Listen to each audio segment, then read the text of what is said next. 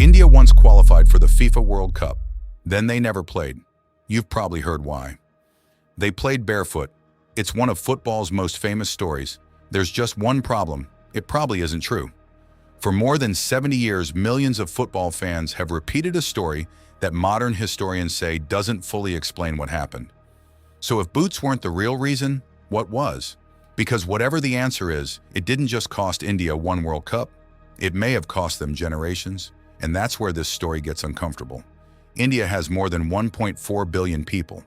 1 out of every 6 humans on Earth is Indian. Yet tiny Croatia keeps producing world-class footballers. Africa keeps producing monsters on pitches with more dust than grass. India? It keeps producing excuses.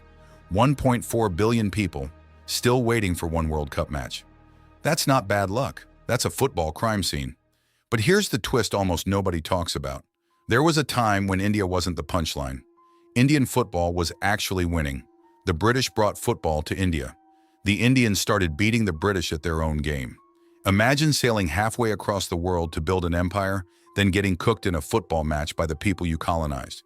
History doesn't tell you that part very often. Indian football wasn't dying. It was growing. Crowds were getting bigger, clubs were getting stronger. The future looked bright. Then 1950 happened. India qualified for the FIFA World Cup. Qualified, not invited, qualified. One decision later, they were gone. No debut, no World Cup, no second chance. The barefoot story became legendary. The real story quietly disappeared. And once you discover what actually happened, you stop asking, why isn't India good at football? You start asking, who killed Indian football? For decades, football blamed the boots because it was the perfect story. Simple, easy, memorable. Unfortunately, history isn't that convenient.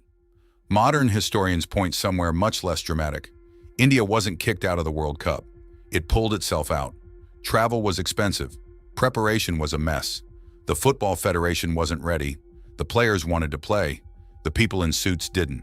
Imagine working your entire life to reach football's biggest stage, then watching your own administrators throw the ticket away. That's not heartbreak. That's sabotage. And it gets worse. Missing one World Cup doesn't destroy a football nation. Missing what comes after does. While Europe looked at the World Cup and said, let's build football, India looked at it and moved on. No national football revolution. No explosion of academies. No long-term plan. No urgency. Football's biggest opportunity knocked. India never answered. Then another giant walked in. Cricket. Television couldn't get enough of it. Sponsors threw money at it. Companies followed. Celebrities followed. Kids followed. Football didn't lose to cricket. It got abandoned. Imagine you're 12 years old. One sport can buy your parents a house. The other might not even buy your boots. That's not a choice. That's economics. People still say, India just loves cricket. That's lazy. Countries can dominate more than one sport. Australia does. England does. South Africa does. Cricket wasn't the disease. It was the symptom. The real disease was administration. Because while India argued, everyone else was building. Japan built academies. France built academies. Germany rebuilt everything after failure. Even countries with fewer people than Mumbai built football systems that actually worked. India had unlimited talent, unlimited kids, unlimited potential, but the people in charge kept wasting it. That's the part nobody puts in documentaries, because blaming barefoot players makes a better story. Blaming decades of incompetent leadership makes a much more uncomfortable one. Here's the frustrating part. India is finally trying. The Indian Super League brought investment. New academies are opening. Facilities are improving. More kids are choosing football than ever before. For the first time in decades, there's actual momentum. Sounds like a happy ending. It isn't, because football doesn't pause while you catch up. While India is fixing yesterday's mistakes, France is producing another generation. Spain is rebuilding. Brazil is finding the next wonder kid. Africa is still exporting teenagers straight into Europe's biggest clubs. The race never stopped. India just arrived late. Could India become a football giant? Absolutely. Tomorrow? Not a chance. Football doesn't reward potential. It rewards preparation. And for decades, preparation was exactly what Indian football didn't have. Which brings us back to the biggest lie in this entire story, the barefoot myth. People loved it because it was simple. It blamed the players. It blamed FIFA. It blamed a pair of missing boots. It blamed everyone. except the people who actually had the power to change Indian football.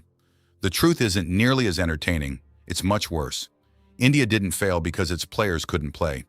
It failed because generation after generation of talented players walked into a system that wasn't built to help them succeed. No amount of raw talent can beat decades of bad leadership. So why isn't India good at football? Not because Indians can't play, not because they loved cricket too much, not because they played barefoot. The barefoot story survived because it gave everyone someone else to blame. The boots, FIFA, bad luck. The truth is much uglier. The biggest obstacle to Indian football never wore bare feet. It wore a tie.